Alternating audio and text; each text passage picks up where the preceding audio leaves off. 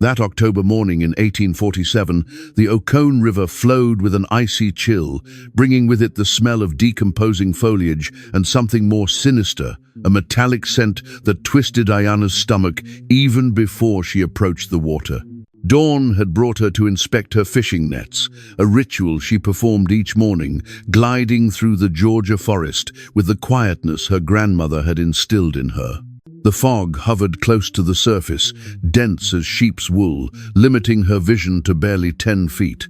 Yet she spotted the body. Face down, it drifted among the cattails, a single arm ensnared in the twisted roots of a cypress. The river's current tugged at it with gentle persistence, almost rhythmic, as though the water itself was deliberating whether to claim it or release it. Standing on the muddy shoreline, Ayana's bare feet pressed into the yielding earth, and she went completely still. Her initial impression was of a deer, since hunters occasionally abandoned carcasses to decompose. Then she noticed the ripped cloth of a shirt, the dark complexion of human flesh, and the distinct spreading of fresh blood diffusing through the water like spilled ink. Walking away would have been the sensible choice. Her uncle would have insisted on it. Anyone with proper judgment would have done exactly that. This body represented danger, the kind that came with white men's authority. Ayana had managed to survive 3 years by herself in these woods, specifically because she understood how to sidestep trouble. Yet something about the way the man's fingers continued clutching that root, even while unconscious, compelled her to wade into the current. The frigid water shocked her legs as she moved deeper, her duskin dress billowing up around her thighs. Reaching the body, she turned it over with considerable effort, gasping when his face emerged above the surface.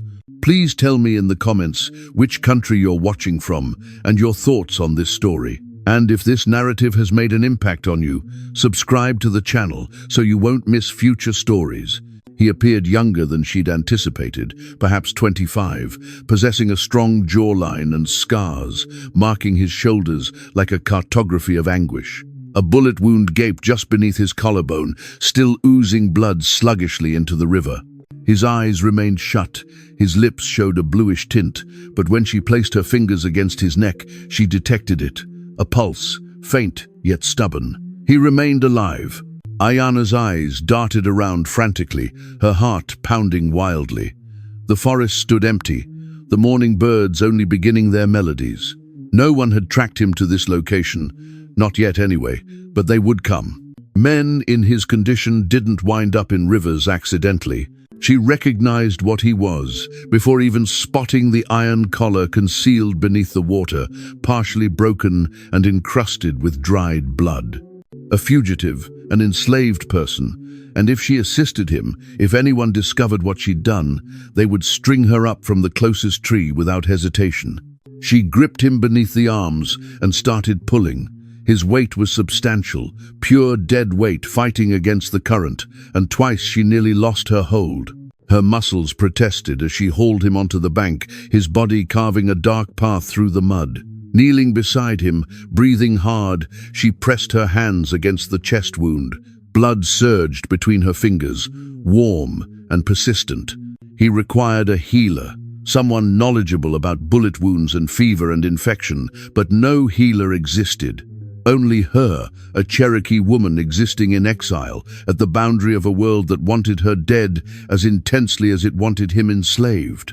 "Foolish!" she whispered to herself in Cherokee, her grandmother's tongue, the language she spoke exclusively when alone. "This is foolish, Ayana." But her hands were already in motion. She ripped a strip from her dress and wrapped the wound tightly, then assessed his breathing, shallow but consistent.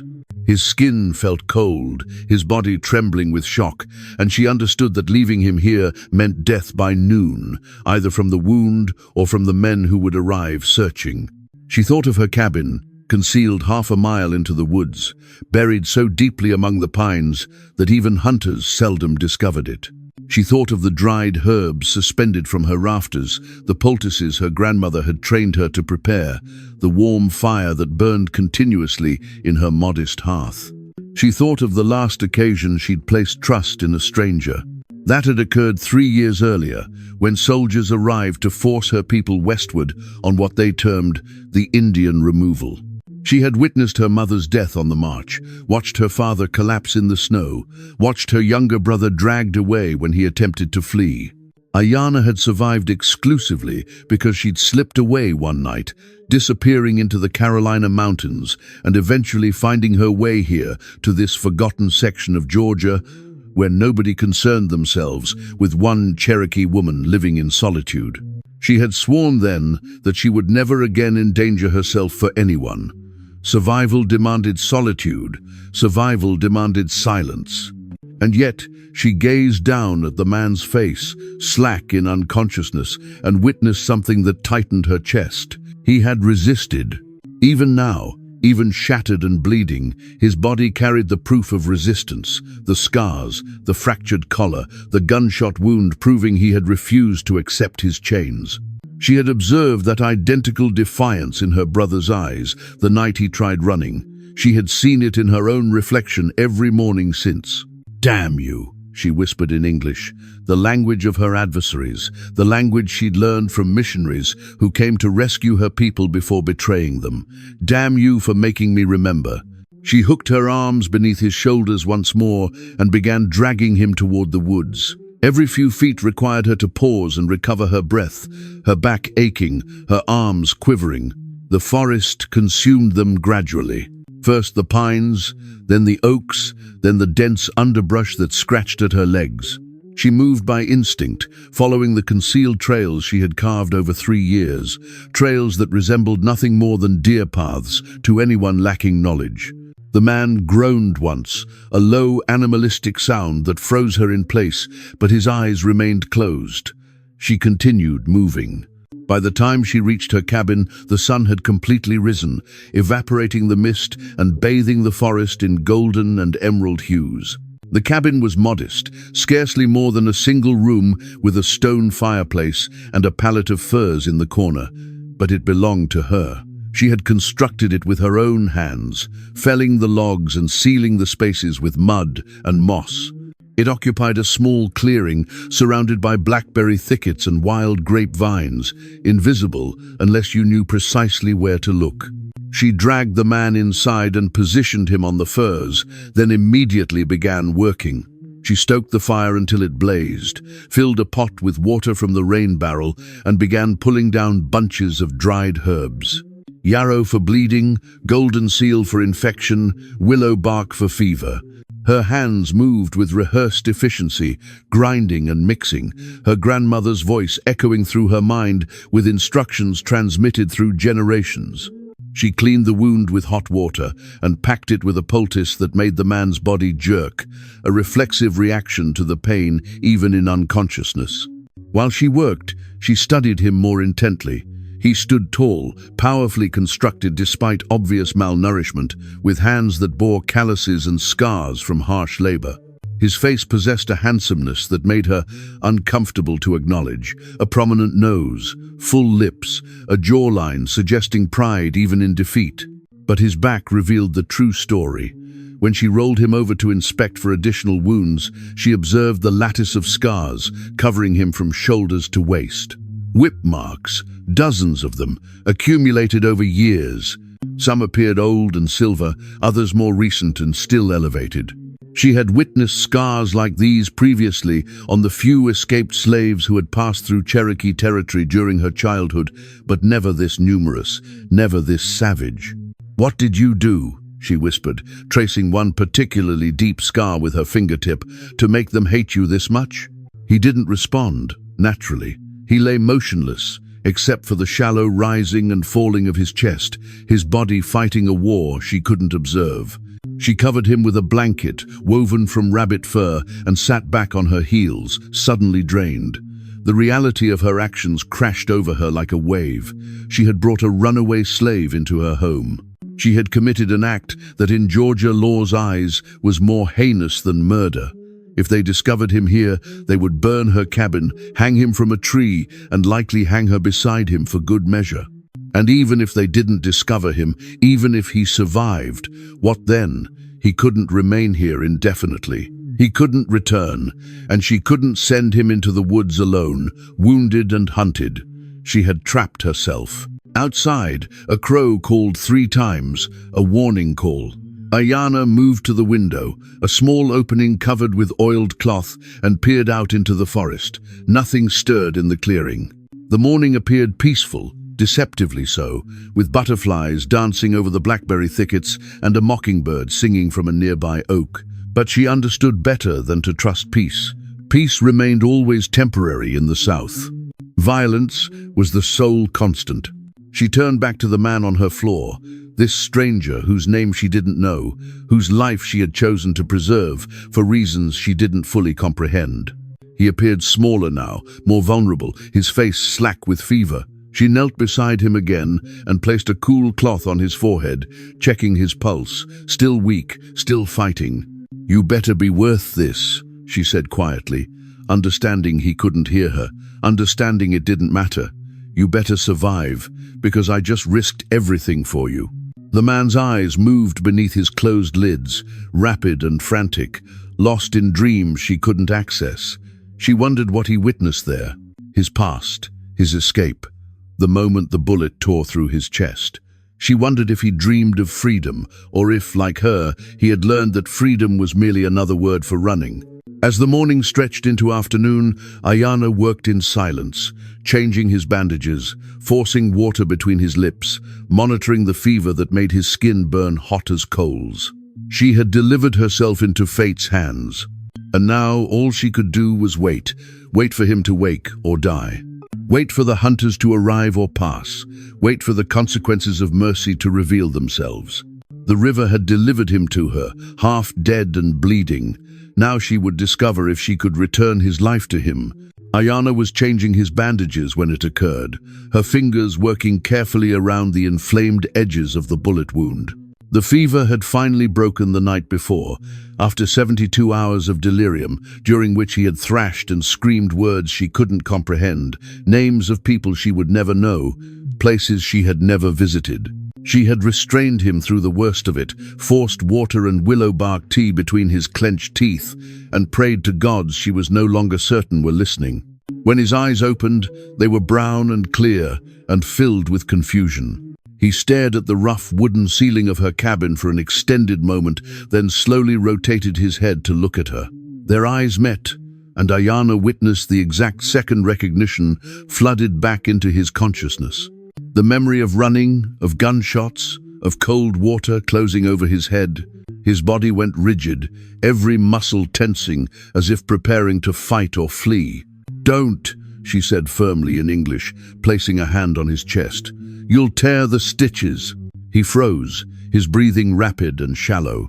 His eyes moved frantically around the small cabin, taking in the stone fireplace, the bundles of herbs, the deerskins stretched across the window opening.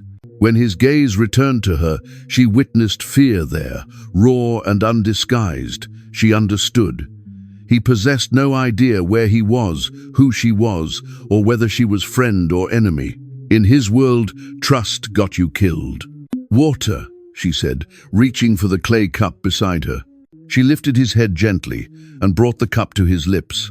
He drank greedily at first, then more slowly, never removing his eyes from her face. When he finished, she lowered his head back to the furs and sat back on her heels. "You were shot," she said, her English accented but clear. "I found you in the river 4 days ago. The bullet went through, clean wound, but you lost substantial blood. You had fever, but it's broken now." He stared at her for an extended moment, and she could observe his mind working, processing, calculating. Finally, in a voice rough from disuse, he spoke. "Where am I?" "My home. In the woods near the Oconee River, approximately 15 miles south of Milledgeville." His eyes widened slightly. Milledgeville, the state capital. He had traveled farther than he thought. "You alone here?" "Yes." "Why?" The question was simple, but she heard everything behind it. Why had she saved him? Why had she risked herself? Why hadn't she turned him over to the authorities? It was the identical question she had been asking herself for 4 days. "Because I could," she said finally. It wasn't the complete truth, but it was all she was willing to offer him. "What's your name?" He hesitated, as if even his name carried danger. "Samuel.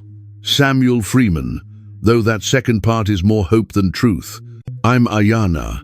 Cherokee," he said. Not a question, but a statement.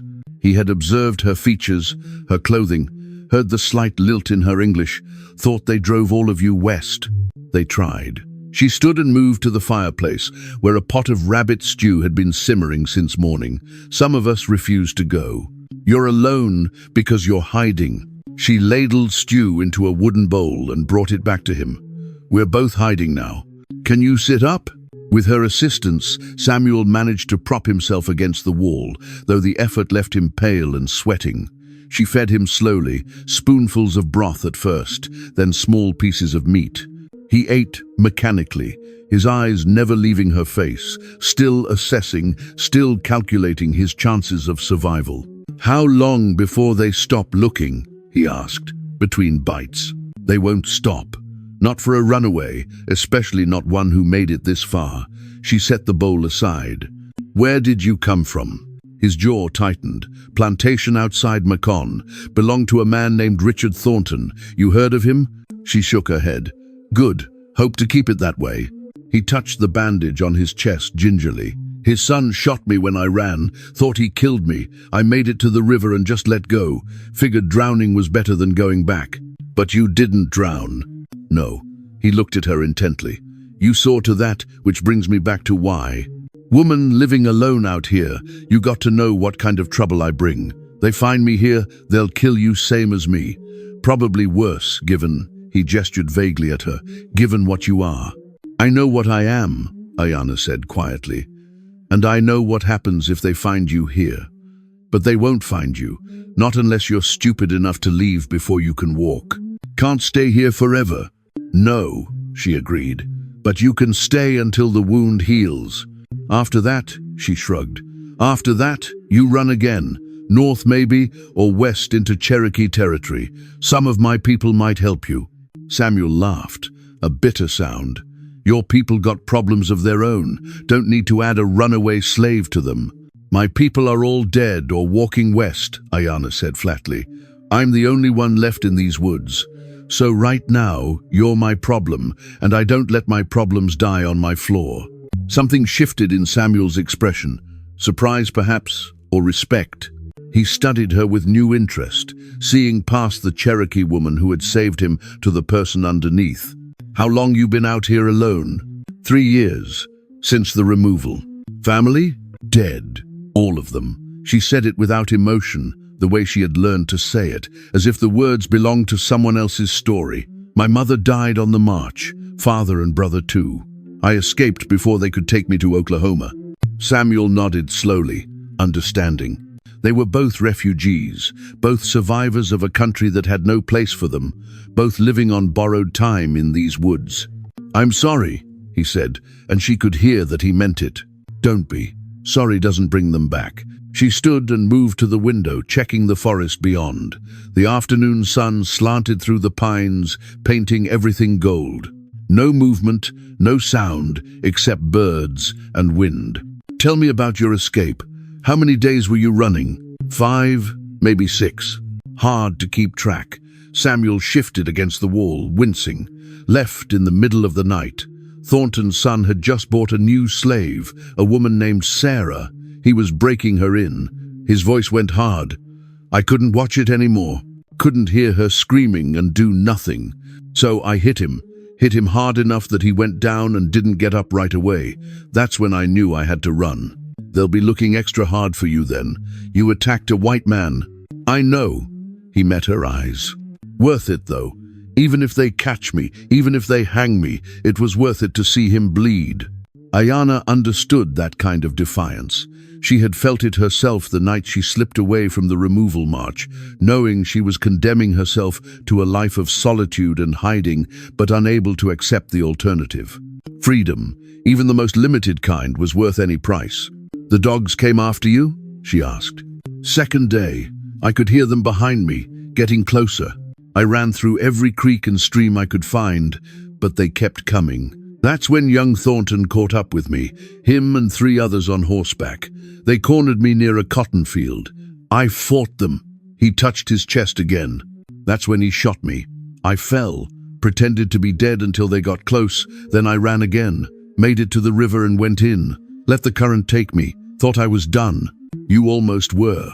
Another hour in that water, and you would have been. They sat in silence for a moment, the weight of their shared danger settling over them like a shroud. Outside, a dog barked in the distance, probably just a farmer's hound, but it made them both tense. Ayanna moved to the window again, her body coiled and ready. "They come this far into the woods?" Samuel asked quietly. "Sometimes. Hunters mostly, but slave catchers too, if they think someone's hiding runaways." She turned to face him. "That's why you need to stay quiet. No fires during the day, no noise after dark. If anyone comes near, you hide in the root cellar under the floor. Understand?" He nodded. "You done this before? Hidden runaways?" "No, you're the first." She paused. "You're the first person I've spoken to in 3 years." Samuel stared at her, and for the first time she witnessed something other than suspicion in his eyes. It might have been pity, or understanding, or just recognition of their shared loneliness. 3 years alone," he said softly. "That's a long time. It's survival." She moved back to his side and checked his bandages. The wound was clean, healing well despite the circumstances. "You need rest. Sleep if you can. I'll wake you if anyone comes." But Samuel didn't close his eyes. Instead, he watched her as she moved around the cabin, tidying up, preparing more herbs, checking the door. She could feel his gaze following her, questioning, wondering. Finally, he spoke again. "Why'd you really save me, Ayanna?" She stopped, her back to him, hands frozen over the bundle of yarrow she was hanging to dry. It was the question she had been avoiding, the one she didn't have a good answer for. Why had she risked everything for a stranger? Why had she broken her 3 years of careful isolation for a man she didn't know? "I saw my brother in you," she said finally, still not turning around. "The night he tried to escape the removal march, the soldiers caught him. They beat him in front of everyone. Beat him until he couldn't stand, then they shot him. He was 16 years old, and he died in the mud because he wanted to be free." She turned to face Samuel then, her eyes dry but fierce. "When I saw you in the river, saw that you had fought and run and refused to accept your chains, I thought maybe this time I could save him. Even if it's not really him, even if it's too late." Samuel's expression softened, the hard edges of suspicion melting away. "I'm sorry about your brother. Don't be sorry. Just live. That's all I ask. Live and make it worth the risk." "I'll try," he said quietly. "I promise you that." As night fell over the Georgia woods, Ayanna built up the fire and settled onto a pile of furs across from Samuel. They didn't speak much more that evening, but something had shifted between them. An understanding, fragile and new, built on shared loss and shared defiance.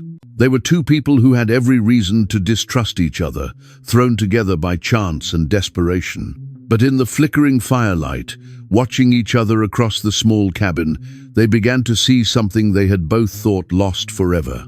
They began to see hope.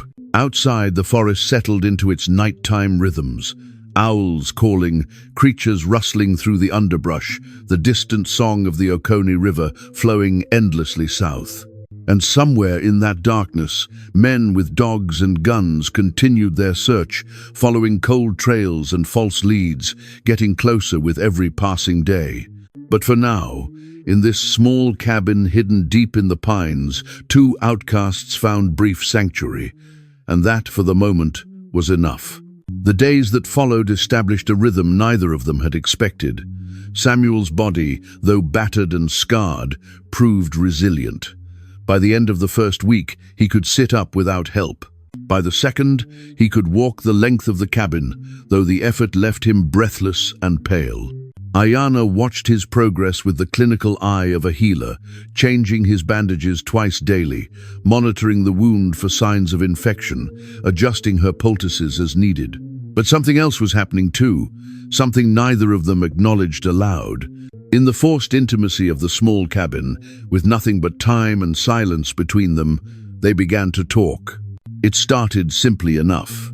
Samuel would ask about the herbs she used, and she would explain how golden seal fought infection, how willow bark reduced fever, how her grandmother had taught her to read the forest like a book. He listened with genuine interest, his eyes following her movements as she worked, and occasionally he would offer his own knowledge. He knew things about plants too, learned from an old woman on the Thornton plantation who had been the closest thing to a doctor the enslaved community had. "We called her Aunt May," Samuel said one afternoon, as Ayanna ground dried mint leaves in a stone bowl. She was probably 80 years old, blind in one eye, but she could cure almost anything. "Saved my life more than once when I was a boy." "What happened to her?" Ayanna asked, not looking up from her work. "Died about 5 years back. Natural causes, which was a mercy. She used to say the secret to healing wasn't the plants themselves, but knowing which plants talked to each other. Said everything in nature was connected, and if you paid attention, the forest would tell you what it needed." Ayanna smiled faintly. "My grandmother said the same thing, said the trees and the rivers and the animals all spoke the same language, and humans had just forgotten how to listen." "Maybe that's why we're in the mess we're in," Samuel said. "Too busy talking to hear anything else." She glanced at him then, surprised by the observation. He was sitting on the edge of the pallet, his chest bare so she could check the wound later, and in the afternoon light streaming through the window, she could see how much he had already healed. The fever-pale skin had regained some color. The hollowness in his cheeks was filling out from her cooking. He looked stronger, more alive, and dangerously close to being able to leave. The thought disturbed her more than it should have. "Tell me about Macon," she said, redirecting the conversation. "What was it like there?" Samuel's expression darkened. "You really want to know?" "I asked, didn't I?" He was quiet for a long moment, his eyes distant. When he finally spoke, his voice was careful, measured. The Thornton plantation was about 2,000 acres, mostly cotton. Richard Thornton owned maybe 150 people. Men, women, children. Worked us from can't see to can't see, 6 days a week. Sundays we got to rest, but only because even white men recognize God's day. His laugh was bitter, though I'm not sure what kind of God would let what happened there continue. Ayanna stopped grinding and looked at him. "The woman you mentioned, Sarah, what happened to her?" "Same thing that happens to all the young women. Thornton's son, James, he liked to pick them out when they came of age, said it was his right as master. Sarah was different though, proud, educated even. Her last master had been some kind of liberal, taught her to read and write. That made James angry. He didn't like slaves who thought they were people." Samuel's hands clenched into fists. "I could hear her every night, hear what he did to her, and I couldn't just—" "So you hit him," Ayanna finished quietly. "I did more than hit him. I broke his jaw, maybe his nose too, left him bleeding on the ground while Sarah ran. Don't know if she made it. Hope she did." He met Ayanna's eyes. "You think that makes me a bad man? Using violence?" "I think it makes you human," she said. "And I think sometimes violence is the only language evil understands." They held each other's gaze for a long moment, an unspoken understanding passing between them. They were both survivors of violence, both shaped by it, both defiant in the face of it. And in that moment, Ayanna realized how dangerous this was becoming. Not the physical danger of hiding a runaway, but the emotional danger of caring about him. She turned back to her grinding, trying to focus on the familiar rhythm of stone against stone. But she could feel Samuel's eyes on her, could sense the questions he wasn't asking. "Can I ask you something?" he said finally. "You're going to anyway. Why, Cherokee?" He gestured around the cabin. "Why stay here in Georgia when you could have gone anywhere? Northwest, somewhere safer?" Ayanna set down the stone bowl and walked to the window. Outside, the forest was alive with late afternoon sounds. Birds settling for the evening, squirrels chattering their territorial disputes, the whisper of wind through pine needles. "This is my home," she said simply. Not this cabin, but this land, this forest. My people lived here for thousands of years before the white men came. My grandmother was born in a village 20 miles from here. My great-great-grandmother is buried under an oak tree I can walk to in an hour. How could I leave? Where would I go that wouldn't feel like betrayal? But you're alone. Alone is better than exiled. She turned to face him. My people who went west, the ones who survived the march, they're in Oklahoma now. Indian territory, they call it. But it's not our territory. It's just another place white men decided we could exist. I chose to stay and hide rather than go and forget. Does that make sense? More than you know, Samuel said softly. I thought about that a lot on the plantation. Thought about what it would be like to be free, to go north, maybe start over. But then I'd think about everyone I'd be leaving behind. My mother before she died. My sister Lily, who's probably still there. Friends who were closer than family. How do you run when part of you stays in chains? But you ran anyway. I did. And every day I wonder if that makes me a coward or a survivor. He paused. What do you think? Ayanna considered the question carefully. I think, she said slowly, that survival requires sacrifice. We both sacrificed connection for freedom. Maybe that doesn't make us cowards. Maybe it just makes us honest about what we can't endure. Samuel nodded, seeming to accept this. They fell into a comfortable silence, the kind that only comes between people who understand each other's pain. Outside, the shadows lengthened, and Ayanna realized with a start that evening had arrived. She moved to prepare dinner, more rabbit stew, wild onions, acorn bread she had made that morning. As she worked, Samuel watched her with undisguised curiosity. You do everything yourself out here, hunt, cook, build, heal. Who else would do it? Impressive. I grew up doing field work, cotton, tobacco, whatever Thornton needed. Never learned much about survival beyond that. Could pick 500 pounds of cotton in a day, but put me in a forest, and I'd probably starve in a week. Then it's good I found you in the river and not wandering the woods, Ayanna said with a small smile, the first real smile she had given anyone in 3 years. Samuel smiled back, and something shifted in the air between them, something warm and dangerous and entirely unexpected. Ayanna felt it in her chest, a flutter of something she had thought dead. She turned away quickly, focusing on the pot, but her hands trembled slightly. They ate dinner as the sun set, painting the cabin in shades of orange and red. Samuel had regained enough strength to feed himself, and he ate with the enthusiasm of someone who had known too much hunger. Between bites, they continued talking. About nothing and everything, about their pasts and the impossibility of their futures, about small things that mattered only because they were sharing them. What's the first thing you'd do? Ayanna asked. If you were really free? Not running, not hiding, just free? Samuel thought about it, chewing slowly. I'd find a place with water, a river or a lake. I'd build a house, nothing fancy, just something solid with 4 walls and a door I could lock. And I'd sit on the porch every morning and watch the sun come up, knowing nobody could tell me to move, nobody could sell me, nobody owned me anymore. He looked at her. What about you? I'd go back to my grandmother's village. I'd rebuild it, bring my people home. I'd plant corn and squash and beans the way she taught me. I'd teach the old songs to children who have never heard them. I'd make it like it was before. She paused. But that's impossible. The village is gone. My people are gone. So instead, I stay here and pretend the forest remembers us. Maybe it does, Samuel said quietly. Maybe that's why you feel so at home here. Ayanna looked at him, startled by the gentleness in his voice. In the firelight, his face had lost its hard edges, the perpetual weariness that had defined him since he woke. He looked younger, softer, like someone who might have laughed easily in a different life, and for a moment she let herself imagine what that life might have been. A world where they were just 2 people meeting by chance, without the weight of slavery and removal and certain death hanging over them. But that world didn't exist. You're healing well, she said, breaking the moment. Another week, maybe 2, and you'll be strong enough to travel. The reminder of his eventual departure seemed to dim something in Samuel's eyes. Where would I even go? North. Follow the river to Tennessee. Then keep going.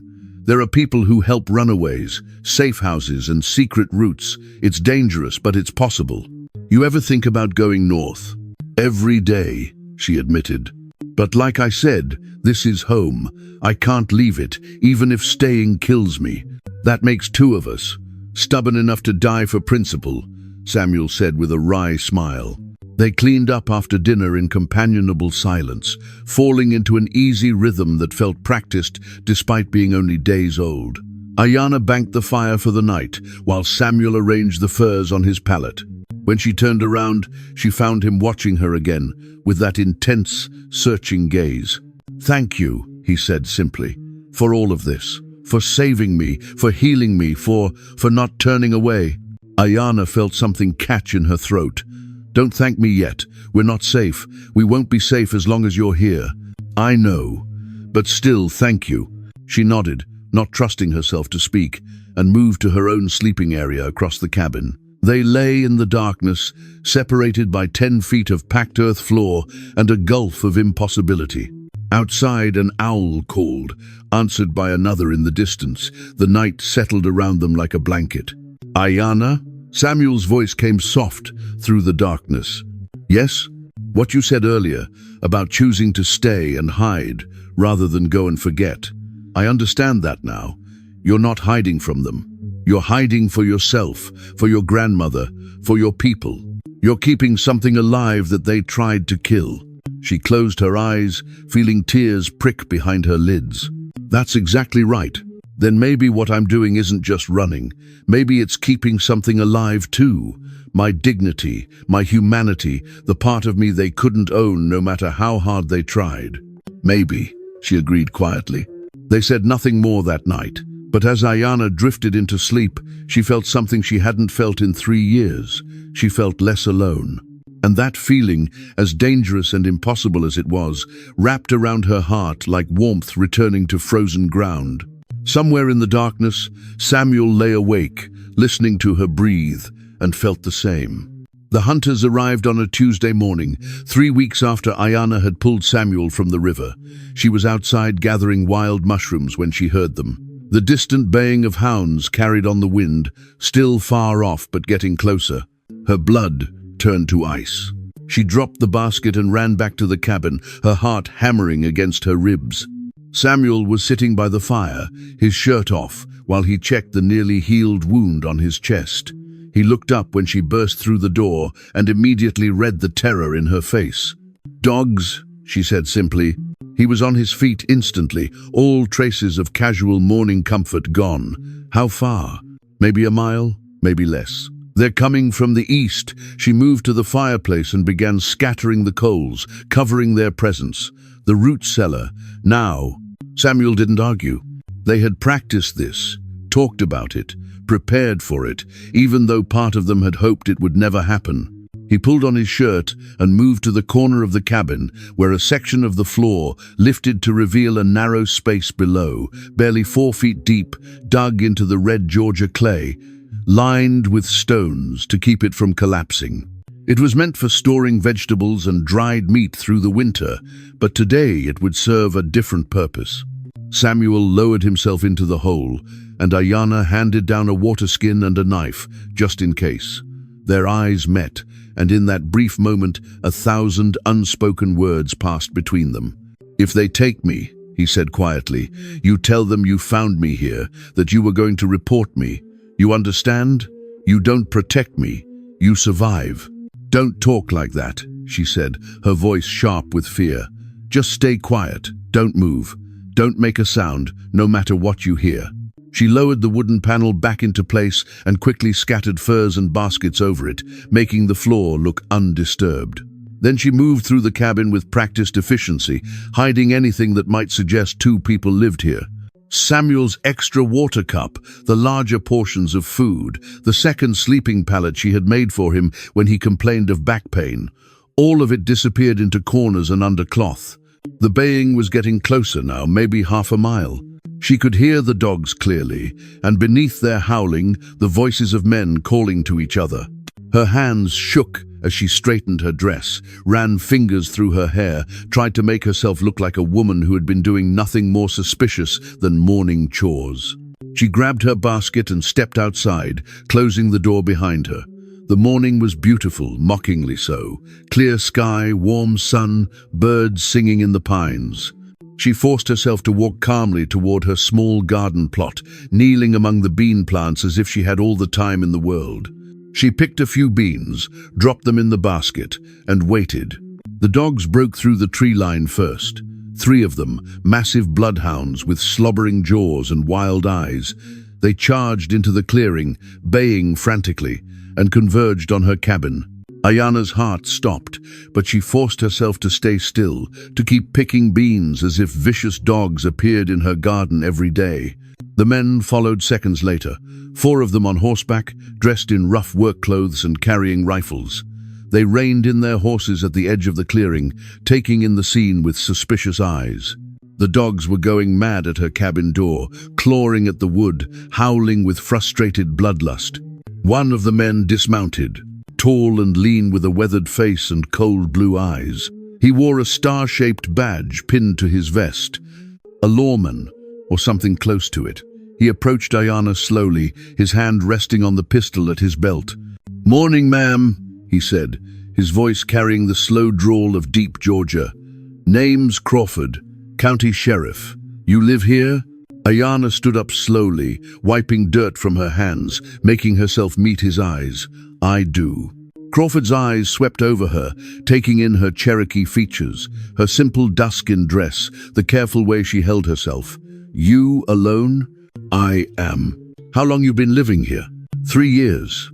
He nodded slowly, as if confirming something he already suspected. "You know it's illegal for Indians to be on Georgia land without permission. There was a removal. You should have gone west with your people."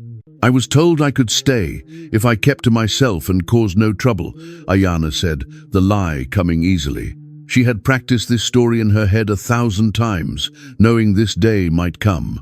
"A missionary gave me permission. Said as long as I lived quietly and bothered no one, the state wouldn't care about one Cherokee woman." Crawford studied her for a long moment, clearly deciding whether to believe her. Behind him, his companions had dismounted and were watching the dogs, who continued their frantic assault on the cabin door. "Your dogs seem interested in my home," Ayana said, keeping her voice calm. "May I ask why?" "We're tracking a runaway slave," Crawford said bluntly. "Escaped from a plantation near Macon about a month ago. Dangerous Negro. Attacked his master's son, nearly killed him. We've been following his trail for weeks.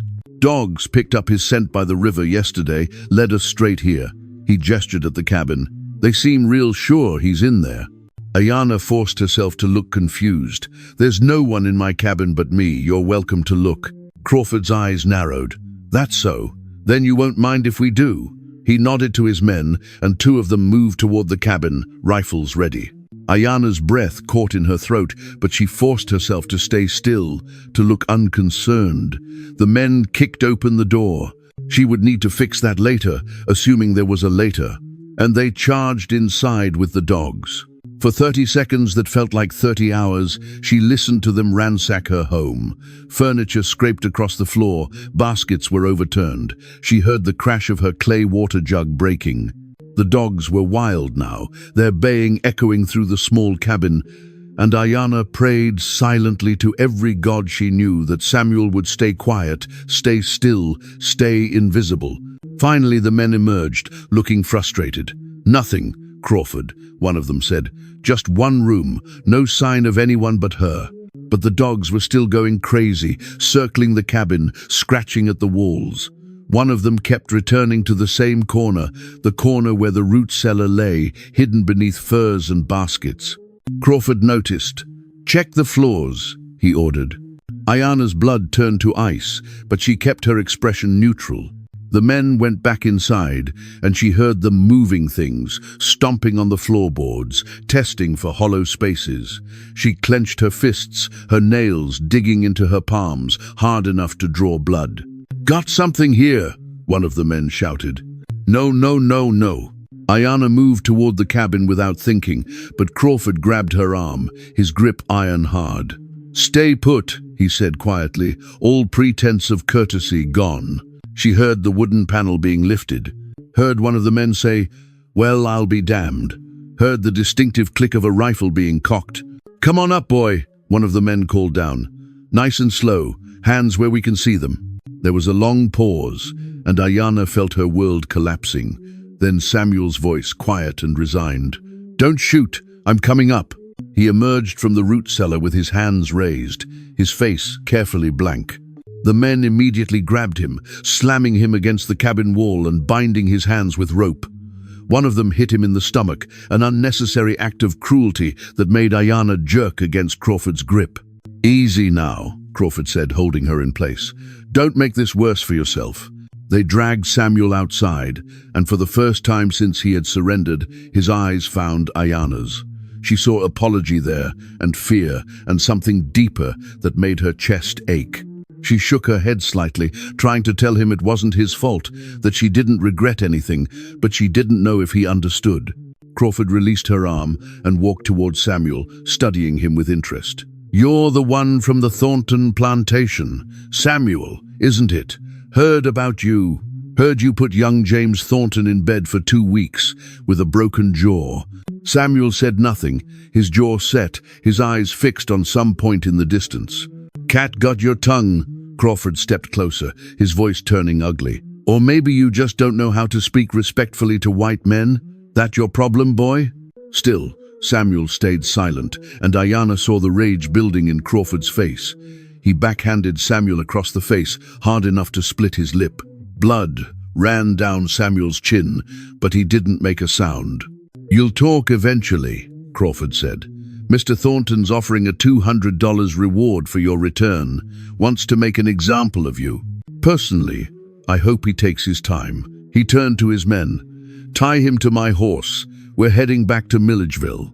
As the men moved to obey, Crawford turned his attention back to Ayanna. "As for you, Cherokee, you got a lot of explaining to do. Hiding a fugitive slave is a serious crime. We could hang you for it." "I didn't hide him," Ayanna said, forcing steel into her voice. "I found him in my root cellar this morning. I was about to come report it when you arrived." Crawford laughed, a cruel sound. "That so? Then explain why the dogs picked up his scent all over your cabin. Explain why there's bandages with fresh blood on them in the corner. Explain why you got enough food stored for 2 people. Ayanna's mind raced. "He must have broken in while I was gathering herbs. I'm gone for hours sometimes, he could have." "Save it," Crawford interrupted. "I wasn't born yesterday. You've been hiding him for weeks, healing him, feeding him. Question is why? What's a Cherokee woman want with a runaway Negro?" "Nothing. I wanted nothing. I was just what? Feeling charitable." Crawford spat on the ground. "More likely you two had something going on. That it? You've been warming his bed while he recovered?" Ayanna felt rage flare hot in her chest, but she fought it down. Showing anger now would only make things worse. "Think what you want," she said coldly. "I told you the truth. Whether you believe it is your choice." Crawford studied her for a long moment, clearly trying to decide what to do with her. Finally, he shook his head. "Lucky for you, I got no interest in dragging a Cherokee woman back to stand trial. Too much paperwork, and the state probably wouldn't care anyway. But you listen to me real careful." He stepped close, his face inches from hers. "You stay out of sight. You don't help any more runaways. You don't cause any trouble, because if I hear your name again, if anyone reports you for anything, I'll come back here and burn this cabin to the ground with you in it. Understand?" Ayanna nodded, not trusting herself to speak. Crawford mounted his horse, and his men followed suit, dragging Samuel behind them like an animal. Samuel's hands were bound, a rope around his neck connecting him to Crawford's saddle. One strong kick from the horse, and he would be strangled. As they prepared to leave, Samuel looked back at Ayanna one last time. Their eyes met across the clearing, and in that moment she saw everything they had built together over 3 weeks. The conversations, the shared meals, the growing trust, and something deeper neither had dared name. She saw it all, and she saw it ending. "I'm sorry," he mouthed silently. She shook her head again, tears now running freely down her cheeks. "Live," she mouthed back. "Just live." Then Crawford kicked his horse into motion, and Samuel was jerked forward, stumbling but managing to stay on his feet. The other riders followed, the dogs running alongside, and together they disappeared into the forest, heading east toward Milledgeville and whatever horrors awaited Samuel there. Ayanna stood in the clearing long after they were gone, her body shaking with suppressed sobs. She had known this was coming, had known from the moment she pulled him from the river that it could only end one way. But knowing didn't make it hurt less. Finally, she forced herself to move. She walked to her cabin, stepping through the broken door, and surveyed the damage. They had destroyed everything. Broken her pottery, torn her blankets, scattered her carefully organized herbs across the floor. But the worst destruction was in the corner, where the root cellar panel lay open like a wound. She walked to it and looked down into the empty space where Samuel had hidden, and something inside her broke completely. She sank to her knees and wept. She wept for Samuel, for the torture and death that likely awaited him. She wept for herself, for the brief moment of connection that had been stolen away. She wept for her brother, for her family, for her people, for every person who had ever dared to hope for freedom and been crushed for it. And when the tears finally stopped, when the sun had moved across the sky and the shadows had grown long, Ayanna stood up. She wiped her face, straightened her shoulders, and began to clean up the destruction. Because that's what survivors did. They endured, they rebuilt, they continued. But as she worked, one thought kept circling through her mind, growing stronger with each passing moment. Samuel was still alive. The hunters were taking him back to Thornton's plantation, which meant he had at least a few days before they killed him. A few days was enough time. Enough time for what? She wasn't entirely sure yet, but she knew one thing with absolute certainty. She hadn't saved Samuel from the river just to let him die in chains. She had told him to live. Now, she would make sure he could. As night fell over the Georgia woods, Ayanna finished cleaning and stood in her cabin doorway, looking east toward Milledgeville. Somewhere in that direction, Samuel was being dragged back to hell. And somewhere in her chest, a decision was crystallizing into certainty. She couldn't save everyone, she couldn't bring back her family or her people. But maybe, just maybe, she could save one man, even if it killed her trying. Ayanna left at first light, carrying nothing but a knife, a water skin, and a small pouch of dried venison. She wore her darkest clothing and moved through the forest like a shadow, using every skill her grandmother had taught her about tracking and stealth. She knew where they were taking Samuel. The Thornton plantation outside Macon was nearly 70 miles southeast, a journey that would take Crawford and his men at least 3 days on horseback with a prisoner on foot. She had maybe 2 days to get ahead of them, maybe less. She ran when the terrain allowed, her moccasined feet silent on the forest floor. She walked when exhaustion forced her to, pushing through the pain in her legs and the burning in her lungs. She followed deer trails and creek beds, avoiding roads and settlements, moving parallel to the route she knew the slave hunters would take. By nightfall of the first day, she had covered nearly 30 miles, and her body was screaming for rest. She allowed herself 3 hours of sleep in a hollow log, then continued before dawn. The second day was harder. Her muscles were stiff, her feet blistered, and the hunger gnawed at her stomach like a living thing. But she pushed on, driven by an urgency she couldn't fully explain, even to herself. She barely knew Samuel. They had shared 3 weeks together, nothing more. By any rational measure, risking her life for him was insane. But nothing about the last 3 weeks had been rational.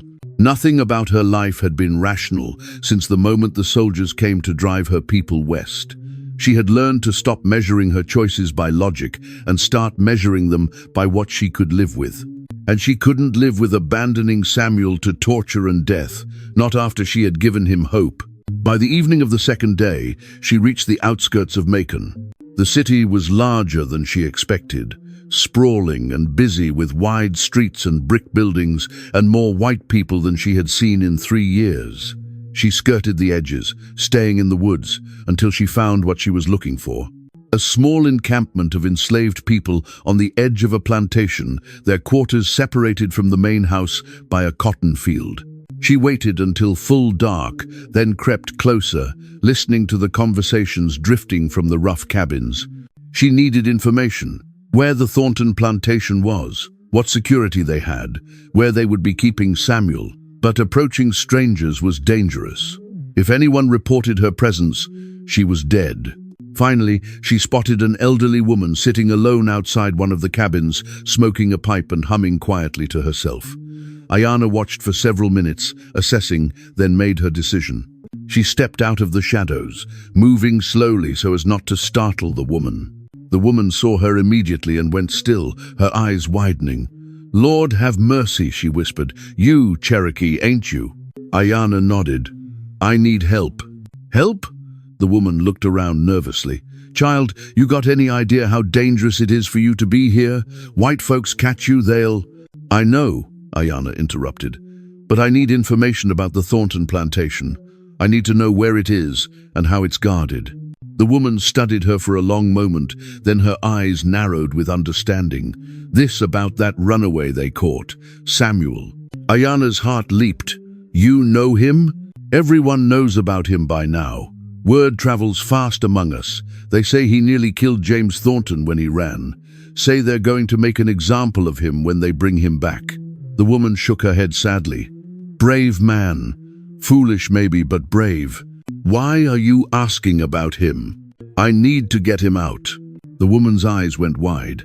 "Get him out? Child, you can't be serious. The Thornton place is a fortress. They got overseers, they got dogs, they got armed guards patrolling day and night. Even if you got inside, even if you found him, you'd never get out alive. I have to try." "Why?" The woman leaned forward, her voice urgent. "What is he to you?" Ayana hesitated, then said simply, "He's someone worth saving." The woman stared at her for a long moment, then shook her head in wonder. "You're either the bravest person I ever met, or the craziest. Maybe both." She took a long drag on her pipe, thinking, "All right, I'll tell you what I know, but you understand this is likely a death sentence for both of you." "I understand." The woman told her everything: the layout of the Thornton plantation, the routine of the guards, the location of the punishment house where they would likely keep Samuel until his example was made. She drew a rough map in the dirt with a stick, showing Ayana the best approach through the cotton fields, where the blind spots were when the guard shifts changed. "They'll probably hold him for a few days before the punishment," the woman said. "Thornton likes to build anticipation, likes to make the other slaves watch and understand what happens to runaways. Your best chance is before that, before they move him to the public area." "How long do I have?" "Crawford left here yesterday morning with Samuel. They'll reach the plantation tomorrow, probably by noon. That gives you maybe one night to do whatever you're planning." The woman gripped Ayana's arm. "But listen to me. If you do this, if you get him out, you can't stop running. They'll hunt you both to the ends of the earth. You understand that?" "I do." "Where will you go?" "North," Ayana said. "As far as we can get." The woman nodded slowly. "Then, God go with you, child. You're going to need all the help you can get." She paused. "What's your name?" "Ayana." "Ayana. I'll remember it. And if you make it, if somehow you pull off this impossible thing, know that your story will spread. We'll tell it in the quarters, pass it along the roads, whisper it in the fields. We'll tell about the Cherokee woman who saved the runaway, about two people who refused to accept their chains. That story will give people hope, and hope is the one thing they can't take from us." Ayana felt tears prick her eyes. "Thank you." "Don't thank me yet. Save that man, then thank me." Ayana left the encampment and made her way toward the Thornton plantation, arriving just after midnight. The place was exactly as the old woman had described. A massive main house on a hill, surrounded by fields of cotton that stretched to the horizon. Barns, storage buildings, and slave quarters dotted the landscape, and she could see the orange glow of torches where guards patrolled. She circled the property twice, memorizing every detail, every patrol route, every potential obstacle. The punishment house was a small stone building near the main house, isolated from everything else. That's where they would keep Samuel, close enough for Thornton to enjoy his captive's suffering, far enough from the other slaves that his screams wouldn't disturb their sleep. She waited until 3 in the morning, when exhaustion made the guards sloppy and the patrol routes predictable. Then she moved. She crossed the cotton field on her belly, inching forward through the plants, her dark clothing making her nearly invisible in the moonlight. It took her nearly an hour to cover 200 yards, but finally she reached the edge of the compound. The punishment house was 50 feet away, with one guard sitting outside the door, his rifle across his knees, his head nodding with fatigue. Ayanna picked up a small stone and threw it into the bushes 20 feet to her left. The guard's head snapped up at the sound, and he stood, peering into the darkness. When he took several steps toward the noise to investigate, Ayanna ran. She crossed the open ground in seconds, pressed herself against the stone wall of the punishment house, and held her breath. The guard muttered something about animals and returned to his post. She waited until his breathing deepened again, then crept around to the back of the building. There was a small window, barred with iron, but just large enough for her to see inside. She pressed her face to the bars and whispered, "Samuel!" For a moment, nothing.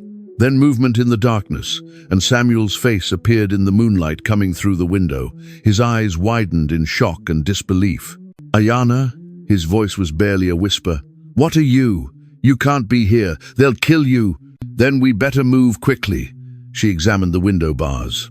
They were set deep into the stone, impossible to remove quietly. Is there another way out? The door, but it's locked and guarded. She thought fast. "Can you reach this window if I give you a knife?" "Why?" "I'm going to create a distraction. When the guard leaves his post, you cut through the rope or chain holding the door shut and run. Head west into the cotton field. I'll meet you there." "Ayanna, this is insane. You'll never. Do you want to live or not?" She pulled out her knife and passed it through the bars. Their fingers touched briefly, and even in that moment of terror and desperation, she felt the spark between them. "Trust me." He took the knife, his eyes locked on hers. "If this goes wrong, it won't." She hoped she sounded more confident than she felt. "Be ready." She moved away from the window and circled around to the front of the building again. The guard was still dozing in his chair, his rifle loose in his grip. Ayanna picked up several larger stones and crept toward the nearest barn, about 100 feet away. She threw the first stone at the barn's tin roof, creating a loud clang that echoed across the compound. The guard jerked awake, standing quickly and raising his rifle. "Who's there?" She threw another stone, then another, making it sound like someone was moving around behind the barn. The guard hesitated, clearly torn between investigating and staying at his post. Finally, he made his decision and started walking toward the barn, calling out challenges. The moment he was out of sight, Ayanna ran back to the punishment house. She heard Samuel working frantically at the door, the knife sawing through rope. The sound seemed impossibly loud in the quiet night, and she kept glancing toward the barn, expecting the guard to return at any moment.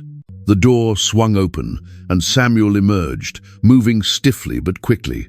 Ayanna grabbed his hand, and they ran together toward the cotton field.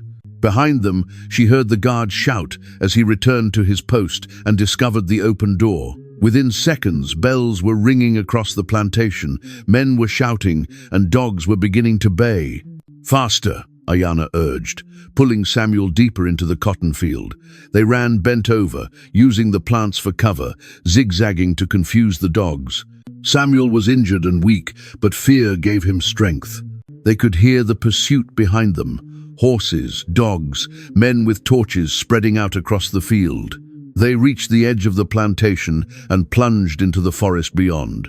Ayanna led them to a creek she had scouted earlier, and they waded upstream for nearly a mile, the cold water soaking them, but hopefully masking their scent from the dogs. Only when she was sure they had put enough distance between themselves and their pursuers did she allow them to stop, collapsing on the creek bank, both of them gasping for air. Samuel looked at her in the moonlight, his face a mixture of amazement and something deeper. "You came for me?" he said, as if he still couldn't believe it. "Of course I did. Ayana was shaking now, the adrenaline fading and leaving her weak. "Did you think I'd let them kill you?" "I thought." He shook his head. "I thought I'd never see you again." They stared at each other, and in that moment, everything changed. Without thinking, without planning, they came together in a kiss that tasted of river water and fear and desperate relief. It was brief, just seconds. But when they pulled apart, they both knew that something fundamental had shifted between them. "We have to keep moving," Ayana said, her voice unsteady. "They'll keep searching." Samuel nodded, but he took her hand and squeezed it. "Thank you. For everything. For my life. Thank me when we're safe," she said, but she squeezed back. They stood and continued north, moving through the darkness, hand in hand, two fugitives with nothing but each other and the slim hope of freedom. Behind them, the sounds of pursuit continued, but the dogs had lost the scent in the creek. They had bought themselves time, now they just had to use it wisely. As dawn broke over the Georgia hills, painting the sky in shades of pink and gold, Ayana and Samuel finally allowed themselves to rest. They found a small cave, hidden in a rocky outcropping, and collapsed inside, their bodies pressed together for warmth, their breathing synchronized. "Where do we go now?" Samuel asked quietly. "North," Ayana said, repeating what she had told the old woman.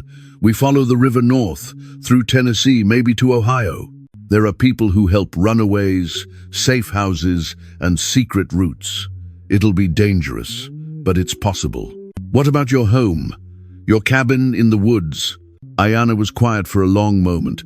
"That wasn't home," she said finally. "That was just a place I was surviving. Home is wherever we choose to make it together." Samuel pulled her closer, and she let her head rest on his chest, listening to his heartbeat. Outside the cave, the world continued its search for them. But for this brief moment, they were safe. They were together, and that was enough. "I love you," Samuel whispered, the words barely audible. Ayana closed her eyes, feeling tears slip down her cheeks. "I love you too." They fell asleep like that.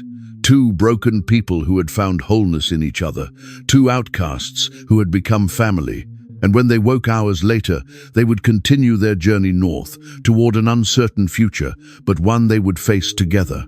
Because that's what love was, Ayana realized. Not the absence of danger or pain, but the willingness to face it with someone beside you. And for the first time in 3 years, she wasn't alone anymore.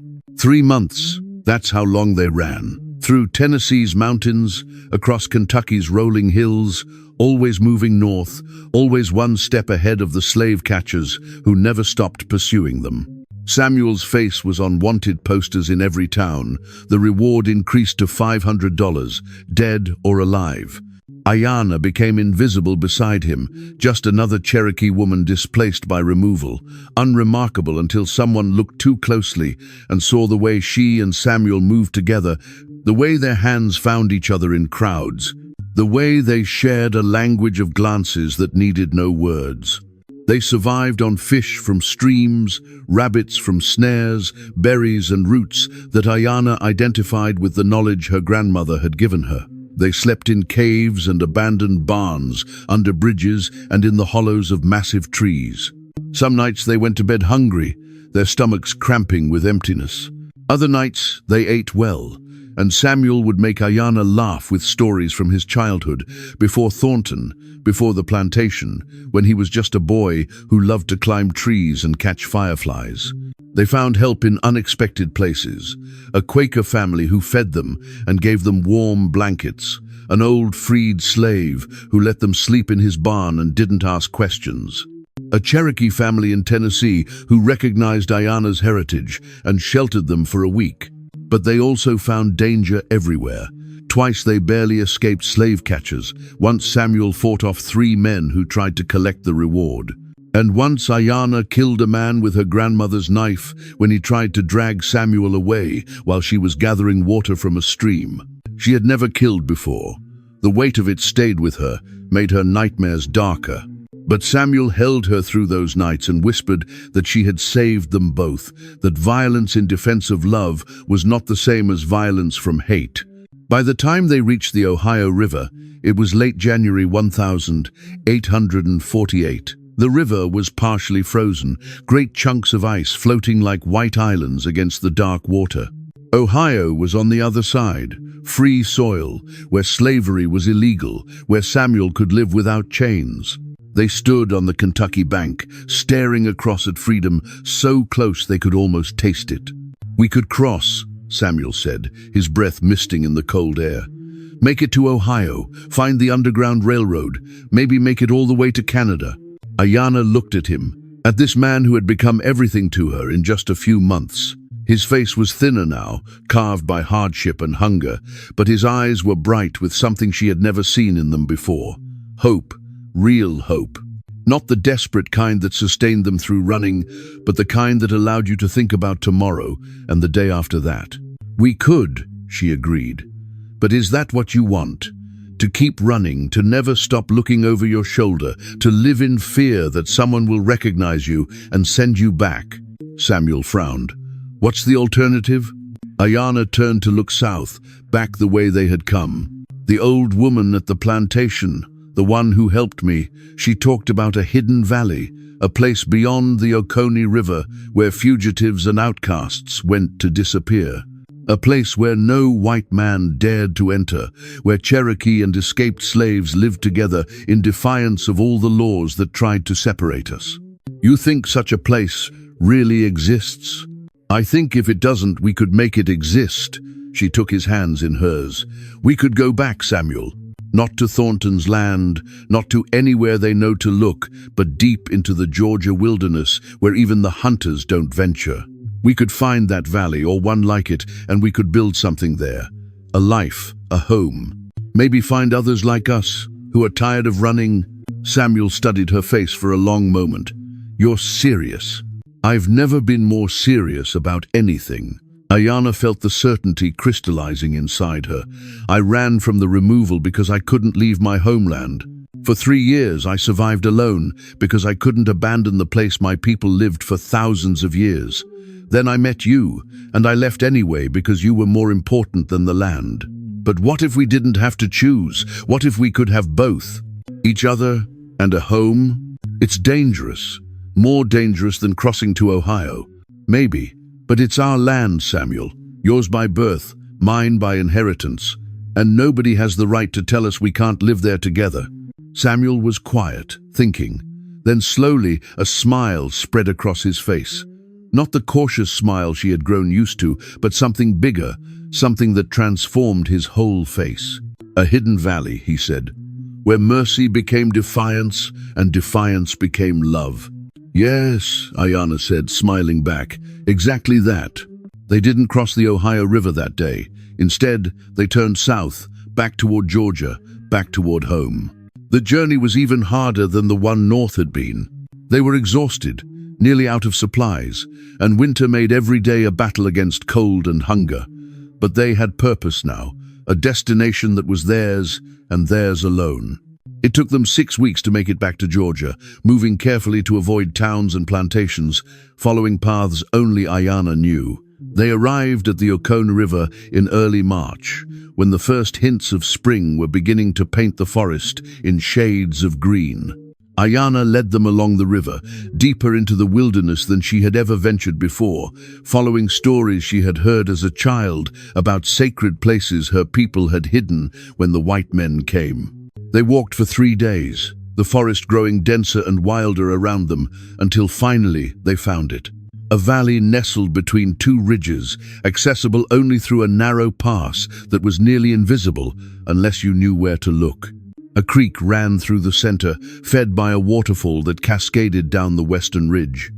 The valley floor was open and fertile, ringed by forest so thick it felt like walls. And it was empty, untouched, unsettled, waiting. "Here," Ayanna whispered, tears running down her face. "This is it. This is home." They built their cabin in the center of the valley, using timber from the forest and stones from the creek. It took them all spring and into summer, working dawn to dusk, but they didn't mind. Every log they placed, every stone they mortared, was an act of defiance and hope. They planted a garden, corn, squash, beans, the three sisters that Ayana's grandmother had taught her about. They set snares and fishing lines. They made tools and furniture and a life. And slowly, others found them. First came another escaped slave named Thomas, who had heard rumors of a Cherokee woman and a runaway living in the wilderness. Then came two Cherokee sisters, who had survived the removal but fled the reservation in Oklahoma. Then a family of three, mother, father, and child, who had escaped from a plantation in Alabama. Then more and more, until by the winter of 1848, nearly 20 people were living in the valley, all of them fugitives, all of them defiant, all of them free.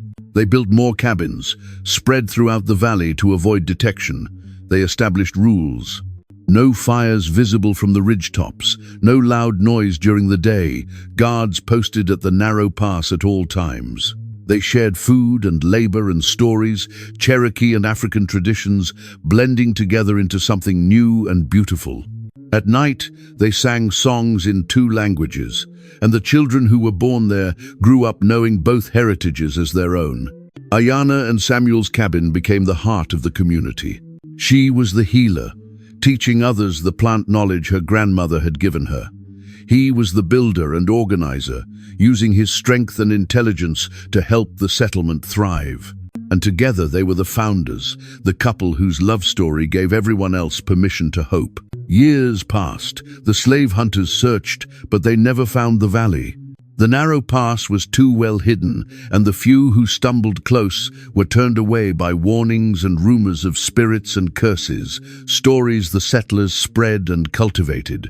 Occasionally, someone would leave, heading north to try for Canada or west to Cherokee territory, but most stayed. This was home now, earned through suffering and built through love. On their 5th anniversary, counted from the day Ayana pulled Samuel from the river, they stood on the ridge, overlooking the valley at sunset.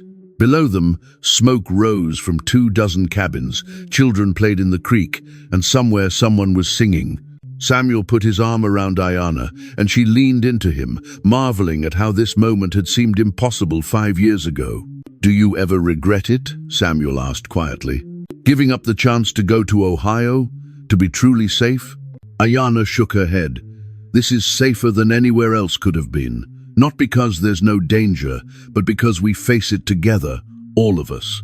"The old woman was right," Samuel said. "Our story did spread.